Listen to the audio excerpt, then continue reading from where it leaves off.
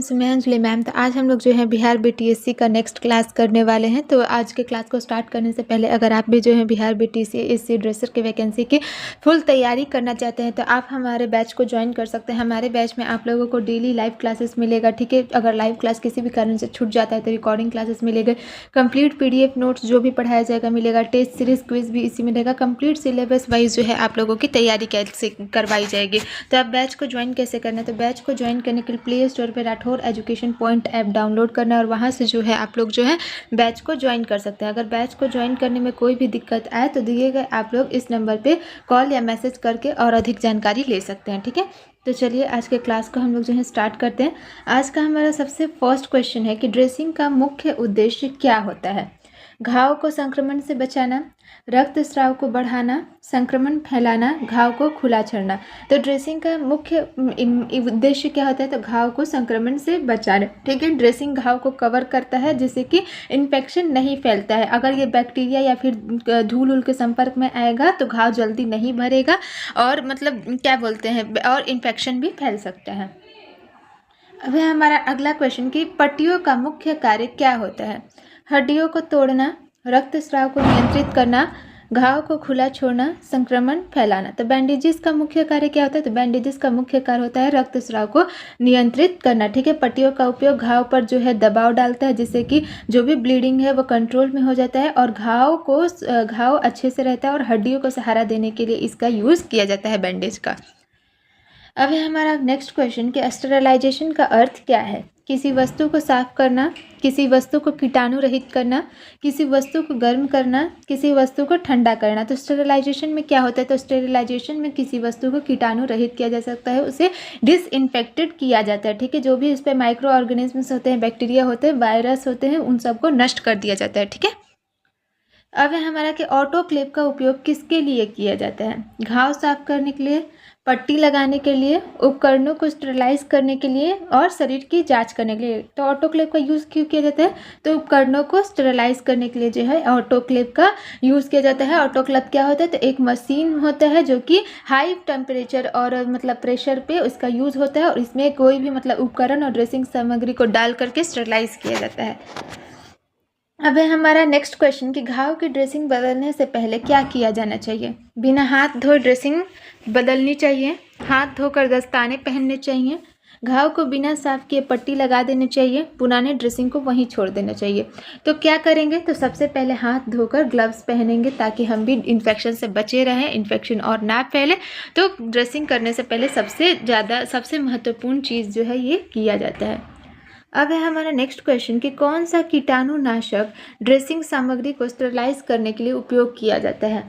Formalin, bleach, saline पानी, hydrogen peroxide. तो कौन सा यूज़ किया जाता है, तो फॉर्मेलिन एक प्रभावी कीटनाशक होता है जिसका उपयोग उपकरणों और ड्रेसिंग सामग्री को स्टेरिलाइज करने में किया जाता है।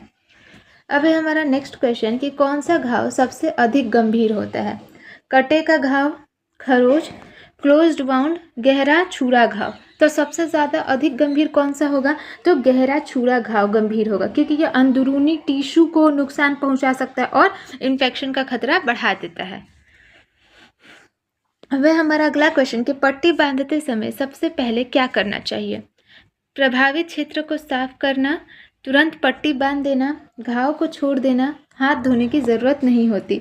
तो पट्टी बांधते समय सबसे पहले हमें क्या करना चाहिए, तो प्रभावित क्षेत्र को साफ करना चाहिए। जो भी मतलब एरिया है उसको अच्छे से डिसइंफेक्ट करना चाहिए, वो क्या बोलते हैं जो भी एंटीसेप्टिक है उसकी हेल्प से। अब है हमारा नेक्स्ट क्वेश्चन कि टूर्निकेट का उपयोग कब किया जाता है। सामान्य चोट के लिए, मामूली खरोच के लिए, अत्यधिक रक्तस्राव को रोकने के लिए, सिर दर्द के लिए। तो टूर्निकेट का यूज़ किया जाता है तो अत्यधिक रक्तस्राव को रोकने के लिए क्योंकि वो प्रेशर बनाता है और जो भी ब्लीडिंग हो रही होती है वो थोड़े कुछ समय के लिए टेम्पोरेरीली रोक देता है। अब है हमारा अगला क्वेश्चन कि सलाइन का उपयोग किसके लिए किया जाता है। घाव साफ करने के लिए, पट्टी बांधने के लिए, हड्डी तोड़ने के लिए, संक्रमण फैलाने के लिए। तो सलाइन का हम लोग यूज़ क्यों करते हैं, तो घाव को साफ करने के लिए। जो भी उस पर मतलब सलाइन एक स्टेरिलाइज्ड घोल होता है जिससे घाव को साफ करने से इन्फेक्शन जो है नहीं फैलता। अब है हमारा अगला क्वेश्चन कि प्लास्टर ऑफ पेरिस का उपयोग किसके लिए किया जाता है। तो उसके हम लोगों ने ये बहुत बार किया है। क्यों किया जाता है पीओपी का? तो हड्डी को स्थिर रखने के लिए जो है पीओपी का उपयोग किया जाता है। अब है हमारा अगला क्वेश्चन कि सबसे अधिक इस्तेमाल की जाने वाली ड्रेसिंग सामग्री कौन सी है? कॉटन, प्लास्टिक, कागज, लकड़ी। तो सबसे ज़्यादा किसकी यूज़ की जाती है? तो कॉटन। कॉटन जो है सबसे ज़्यादा उपयोग में की जाने वाली ड्रेसिंग सामग्री है। अब है हमारा अगला क्वेश्चन कि शल्य चिकित्सा उपकरणों को स्टरलाइज करने का सबसे अच्छा तरीका कौन सा है? धूप में रखना, ऑटोक्लेव में रखना, पानी से धोना और हाथ से पोंछना। तो सबसे अच्छा तरीका कौन सा है? तो ऑटोक्लेव में रखना, क्योंकि ऑटोक्लेव में जो भी मतलब माइक्रो ऑर्गेनिजम्स होते हैं, बैक्टीरिया होते हैं, वो कम्प्लीटली जो है नष्ट हो जाते हैं। ठीक है। अब हमारा कि कौन सा घाव सबसे धीमी गति से भरता है? खरोच, जले का घाव, संक्रमण युक्त घाव, सामान्य कट। तो सबसे धीमी गति से कौन सा भरेगा? तो जो भी संक्रमण युक्त घाव होगा वो मतलब बहुत धीरे धीरे फैलता है, धीरे धीरे मतलब भरता है, क्योंकि बैक्टीरिया के कारण उसमें सूजन रहता है, जिससे कि धीमा रिकवरी होता है। अब है हमारा नेक्स्ट क्वेश्चन कि रेक्टल थर्मामीटर किसके लिए प्रयोग किया जाता है? बुखार मापने के लिए, घाव साफ करने के लिए, पट्टी बांधने के लिए, रक्तचाप मापने के लिए। तो रेक्टल थर्मामीटर क्यों यूज़ किया जाता है? तो बुखार मापने के लिए। बुखार मापने के लिए जो है रेक्टल थर्मामीटर का यूज़ होता है। अब है हमारा नेक्स्ट क्वेश्चन कि शरीर में टाँके किस उद्देश्य से लगाए जाते हैं? घाव को बंद करने के लिए, रक्तस्राव बढ़ाने के लिए, संक्रमण फैलाने के लिए, घाव को खुला छोड़ने के लिए। तो टाँके क्यों दिए जाते हैं? तो घाव को बंद करने के लिए, ताकि जो घाव हैं जल्दी से भरे और इन्फेक्शन ना फैले। अब है हमारा अगला क्वेश्चन कि आयोडीन का उपयोग किस उद्देश्य से किया जाता है? घाव की सफाई और संक्रमण रोकने के लिए, हड्डी जोड़ने के लिए, बुखार कम करने के लिए, रक्तचाप मापने के लिए। तो आयोडीन का यूज़ किस उद्देश्य से किया जाता है? तो आयोडीन एक एंटीसेप्टिक होता है, तो उसके यूज़ हम लोग घाव की सफाई और संक्रमण रोकने के लिए करते हैं। ठीक है। अब है हमारा नेक्स्ट क्वेश्चन कि शल्य चिकित्सा उपकरणों को स्टेरलाइज करने के लिए कौन सी विधि सबसे प्रभावी है? अभी हम लोगों ने ऊपर ही किया, कौन सा विधि सबसे प्रभावी है? तो ऑटोक्लेव विधि। ठीक है।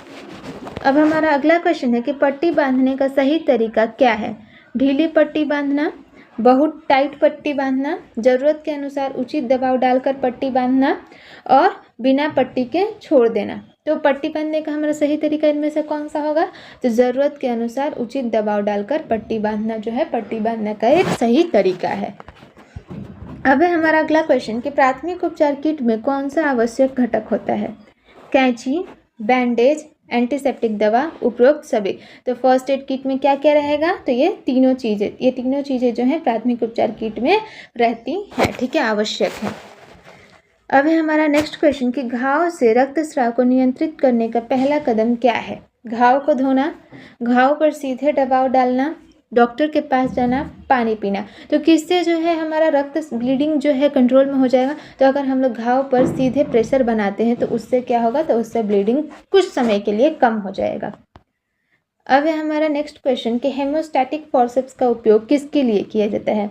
रक्तस्राव रोकने के लिए, घाव को काटने के लिए, हड्डी तोड़ने के लिए, शरीर में इंजेक्शन लगाने के लिए। तो हेमोस्टैटिक फोर्सेप्स का हम लोग यूज़ क्यों करते हैं? तो ब्लीडिंग को रोकने के लिए जो है हेमोस्टैटिक फोर्सेप्स का हम लोग यूज़ करते हैं। अब है हमारा नेक्स्ट क्वेश्चन कि कैथेटर का उपयोग किसके लिए किया जाता है? रक्त चढ़ाने के लिए, मूत्र निकालने के लिए, दवा देने के लिए, पट्टी लगाने के लिए। तो कैथेटर का यूज़ किस लिए होता है? तो यूरिन को पास आउट करने के लिए। जिस इंसान को अगर तकलीफ हो रही है यूरिन को नेचुरली पास आउट करने में, तो वो कैथेटर की हेल्प से उसका यूरिन पास आउट करवाया जाता है। अब है हमारा कि सिल्क सूचर किस प्रकार के टाँके होते हैं?